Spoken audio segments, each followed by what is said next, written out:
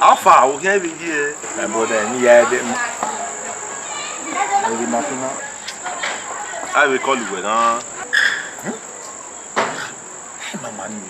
Mama. Oh, got you. Maybe me working. What are you home? Oh, Danny. Ukuna. Boy, Luni Mew. Oma veme rua or worry. Manaluvi kene. We know be home. On I did we go no row. So advice in your head, you know where my brother advice in our why even why you only for me make another dollar that way.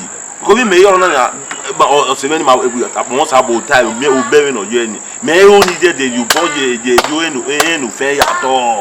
Me make better because when the now that some way here when I do not hear one Uga near Eva actually a mama found you from my pony. Mammy Sharon Moro, he called me one more. Again, I have learned when now. Again, I have learned when in a brother because again, that will be where before you know I go so slow, paper you will get on the door, no man, no more warrior. I understand you, man.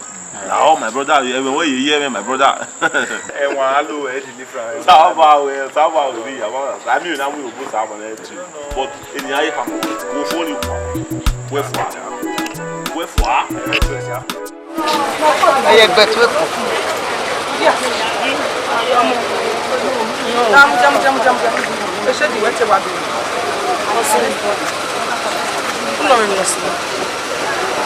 When the members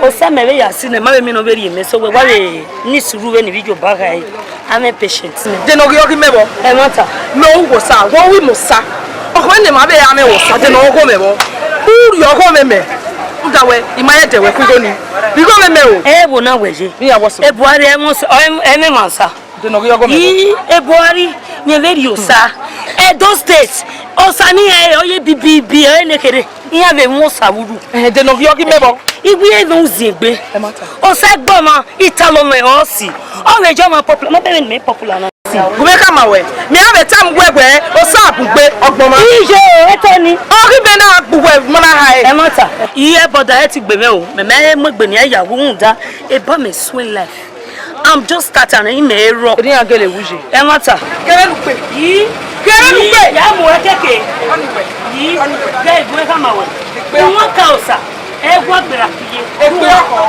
Me. Egbe oko egbe my sister. Anyway. Egbe wo egbe nu peje ya. Then the work gallant now. Who egbe oko me you lie. If you are pay, you are me. I will give you. So nisuru. Then the video back ahead.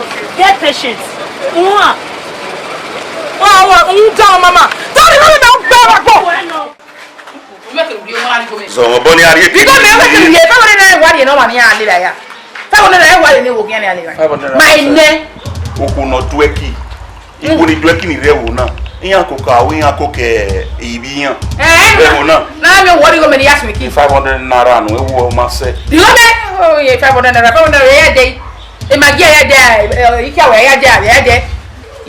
E pa da mosa. Ko tere. Oye na. Izemo we ke. Ire na de to be ri we na ni ko.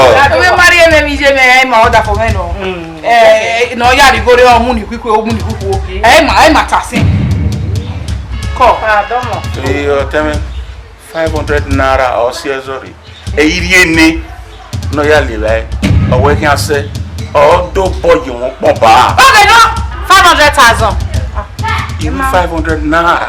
500 naira. Ubi ata na yi. Mo ko nu mu re ta mo e no. Meme ti na mu no ko oye. Ma na we na ka we yeti we ropa. Na ya meti na Oge ni yi. De na ke mo ko mata. De na ke mi ando ba we. Ai ore ma na de na go oge boy. Ijọba we ni wa te do ba lo yo mo nu. Akin ya do ba we. Ko. O teme 500 naira. Eri ni. Manager. We se teme. Oseja. Manager. Iwe mo wa ke ya do ba we. Iwi o We se o no manager. Manager. Ah? E ko mo na. Who ko na ti wa ko when you bottle?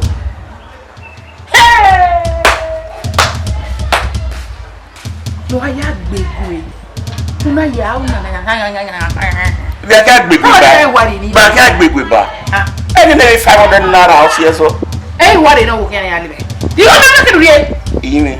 Okay. Ma pa wari. Ya gbe minus. Oh, no minus. Gbe me ke no we. Imi. E ga ge. Wo me ke rie.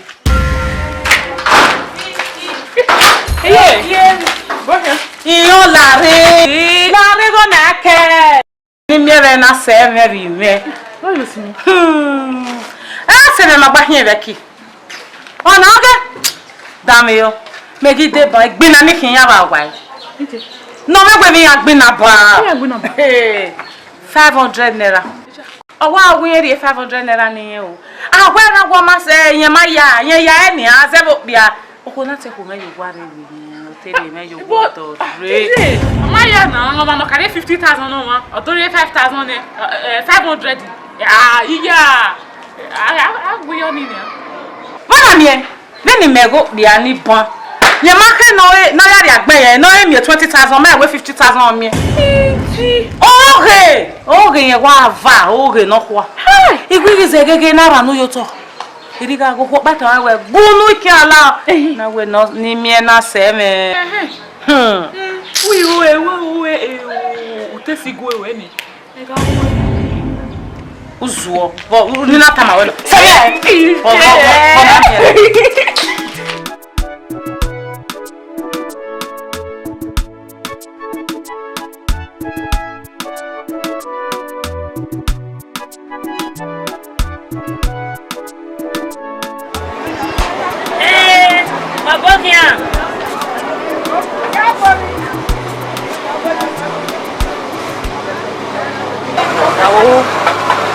E pada ne babari emena. Amo wiewe na. Amo bi okisena. E customer ni no yin le na. E mana ya la, ketele na pa. Iye gile ma o. Eni tari ogaje. Amo wiewe na o. Udasi. Amo wi osena. Oboni me yawe, imi mi ame, imi wu, imi ologo ma wo. Igi go nya ya amu o. Ina ke mo. Customer. Wale na ra mo bi ate were mani. Oh, e customer ya se. Ime o ke na suenya. Jesu re wa si ya lo de. Ega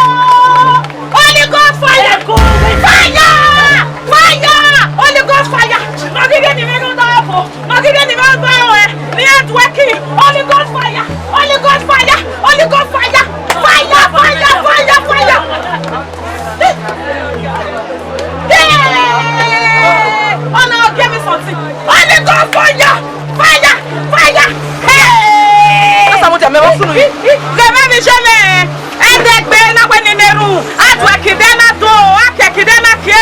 Nagi wa neru te fire. Ogwege pere. Imaki, ime. Ime no o. Ime o. Only God fire. Ime o. Odo ibuye tota yo to. Omo tota o. Pagbe. Igbe fire. Mo fẹ́ kokere re. Ima kokere ye ra pa.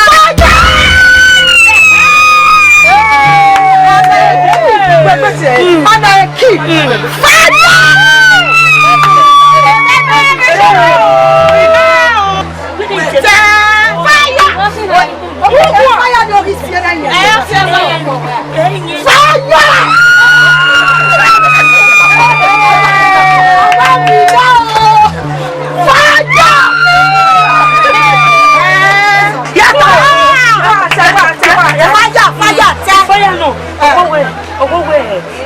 Dedegbe.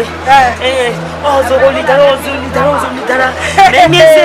Nino konata gbogbo eri mezigo bodi eke. Eje. Enawe awo. Ope wade. Neri moda. Eri oge baba o. E baba na do wuku me ona wuse. Ona we ni asema. Wele ma ni we pada o. Ni we pada. Sana we pada o. Iwa we pada o. Ona tie nene.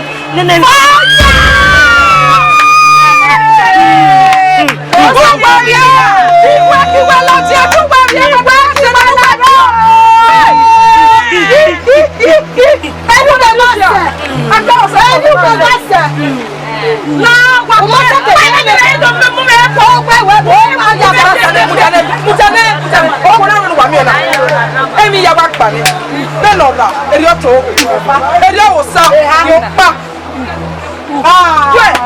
wa ye pagbe na wu fito ebu ogun saboti wishi mercy baba la ti a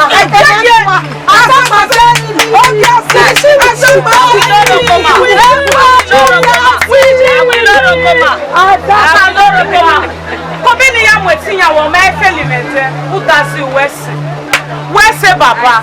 He salo buame. Okay, na baby. Uncle. You understand? Osi what's no mana? Why you yele kutena yawo? No we ko na ba tie na. Ugu me go na kinai. Mo ni chalo na.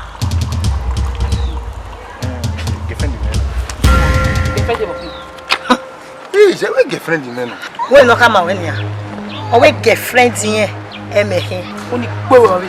Igbomo. I say we na ya. Ja, me ma come we me girlfriend ya. Tama e. Ona be no.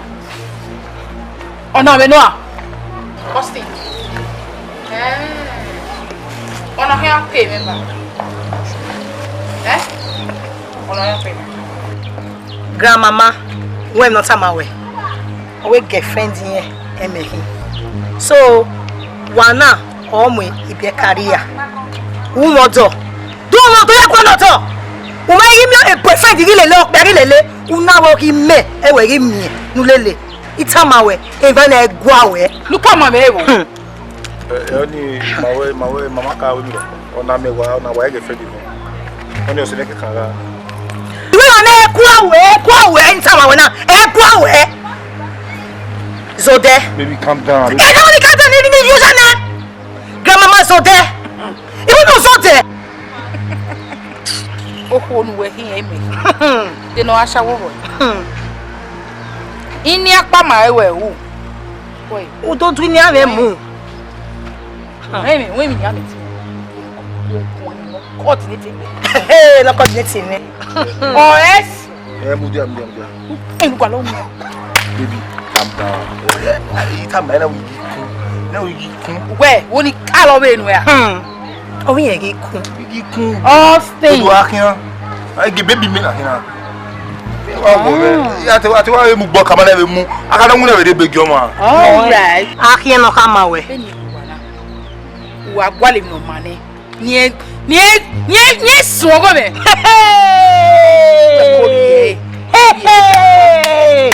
ni ge we na ada we get oni me Latia, no get where I'm Women, Madam, come to go. You must pay my life. you do it, me. Hey! Okay, I do get where. I told you, you go alone. Okay. You must pay my life for me. Where me life? Eh? Where me life? What you call me? Where me life? You want you to spoil me. Don't worry. I don't want dance, my pikin. Come to go, madam, come to go. Come to go. They go. You cannot do again. One kill me for small pikin. Now first, go meet your husband. We want done it. We will let get friendly, man. Want to kill me? I will not die for you.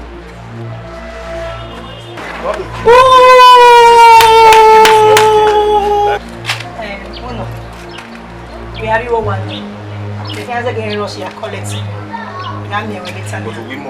Yeah, no. Imo, yamo. Forgive you when you me. Yeah, I live. Okay, don't worry.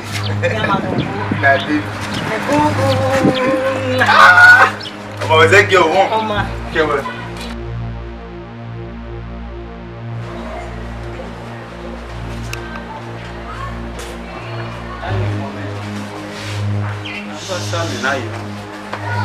Kawa moya ko.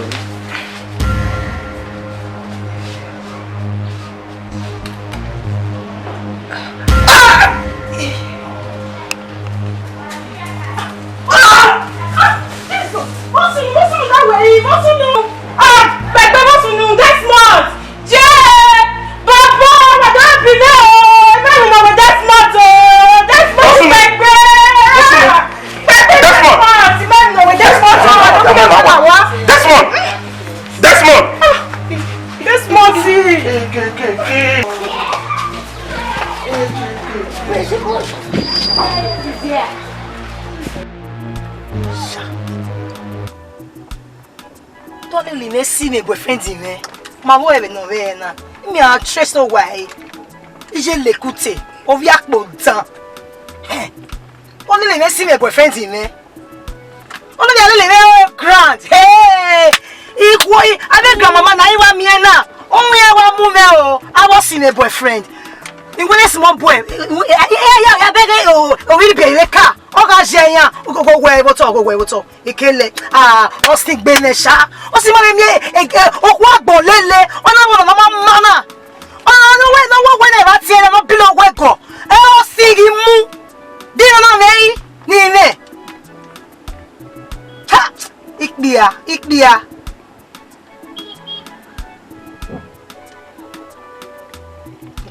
Okay. O fege. Eko o bi guwe. E biada. O ma iye street oga ne. O po na yeye. E jalo.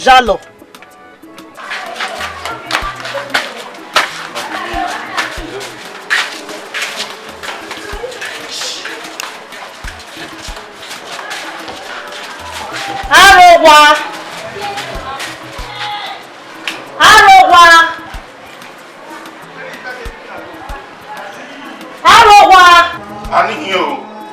Maintenant. Et pardon mon bota. Voyez non. Yes.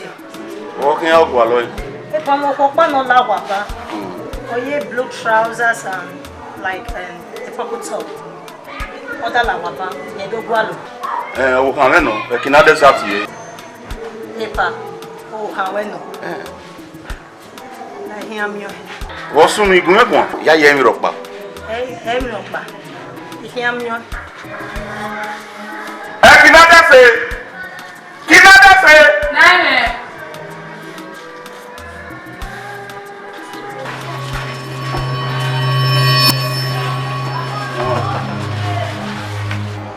Egbe mari posi we na. Se egbe posi we. E come away ya deal with we. E mattress we so wa we ne. Laipa. Samo kan we. We no say fasilia eh. We no say again na eh. Odo again na mi eba. Kina dese.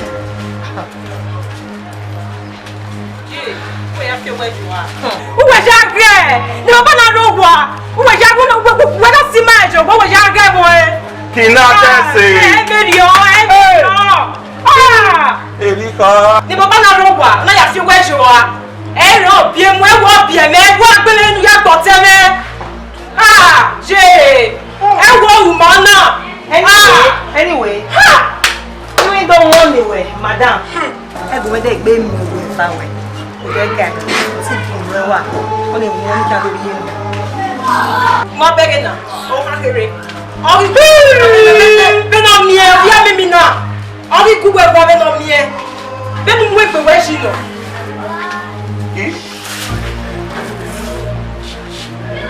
E ba we adigbo e kina desi. Mo valiti re. O uwere na. Dege we na. Mo valiti. Kina desi. Iyo.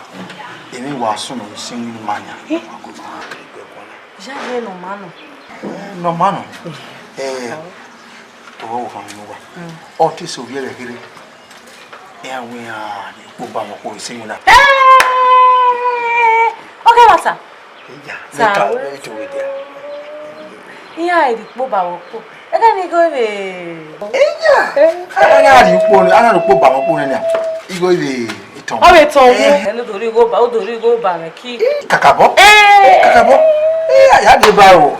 Ya be de ba no no ko ya adu kan. Emi ave you know we go board be dia. We be. Iri owa no do re lo. O sawese. Se lo bani are re wa ke mi ewe. Efe asige school da otuere na kere. O te se le ni. Ah, di ko.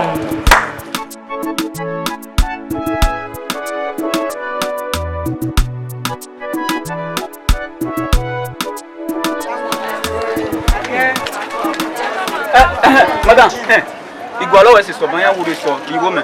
Iwo dori. Iye we ni mi we wuri. Mere stona. Le va se va me ve asigo bede. Mere sto si wo so go mana re dori go. Iya. Me se to we ya wuri so iwa mo so lo ba we ni o we na we ri go ni me. Ah. Waru se ma ni keep me wa for good 4 years. Ni ya me admission mana settle la school. Wa me je me go wa ma onu wa answer. Mana ri go me settle le me. 4 years ma ti la school. Ti so ma gbogbo bo se no mana ti ri we school. Kina je ma ni ke do ni ya tún ni bi ya be school. Dog is agayo bo mo we ke do jajo egbe. 4 years ago I were gonna. Iye ye bread ri sawo do. Iye ya wa blood money was on we man be ari gana. Wana do jo gwe yo me ba van. Oma iwa mere gana. So panu iwu we re gana ya gba shawo we gana. We awe ni me gba shawo I me wa be tu Cameroon da ki me wa be ko abo. Me ma oni me yisan ye bread. Jiju ri asigo. O ni mo me me jo gba na ru gbe ba no bi me gba na de ko Eju wa o, e so ko ti wa o wa. La mi jo e mo ta. Iri ha, to ni o ko se wu ije to bi. E so, ya mo bu daro be. Wa o. Ya yi jo e ya di asi. Ba o, e ko so ko ti. La mi jo e, o mo to pe ani jo e sana. Ba ke pe so. Mu e mu ta wa no bi e be. Ba no bi abi mi na. Na me ma ka bu e na no bi me. Igo na no bi me. Igo na bi e ma ta. Wa o, wa e ko. Ugo ya. Ya. Yo. Kena. Kiki. Oni tara ni mena mi.